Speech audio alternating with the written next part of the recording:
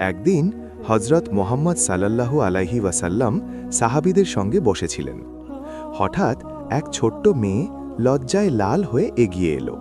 তার হাতে ছিল ছোট্ট একটা কাপড়ের টুকরো। সে বলল, ইয়া রাসূলাল্লাহ, এটা আমি নিজ হাতে বানিয়েছি আপনার জন্য। কাপড়টা ছিল খুব সাধারণ, দামি কিছু নয়, সেলাইও ছিল অসমান। কিন্তু নবীজি সাল্লাল্লাহু আলাইহি ওয়াসাল্লাম সেটি হাতে নিলেন, খুব মনোযোগ দিয়ে দেখলেন। তারপর হাসি মুখে বললেন, এটা আমার খুব পছন্দ হয়েছে। কিছুক্ষণ পর দেখা গেল তিনি সেই কাপড়টাই ব্যবহার করছেন।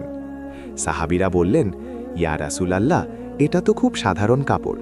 তিনি বললেন, এটা সাধারণ নয়, এতে ভালোবাসা আছে। ছোট্ট মেয়েটির মুখে আনন্দের হাসি ফুটে উঠল। তার ছোট্ট উপহারটি হয়ে গেল সবচেয়ে মূল্যবান। উপহারের দাম নয়, ভালোবাসাই তাকে বড় করে তোলে।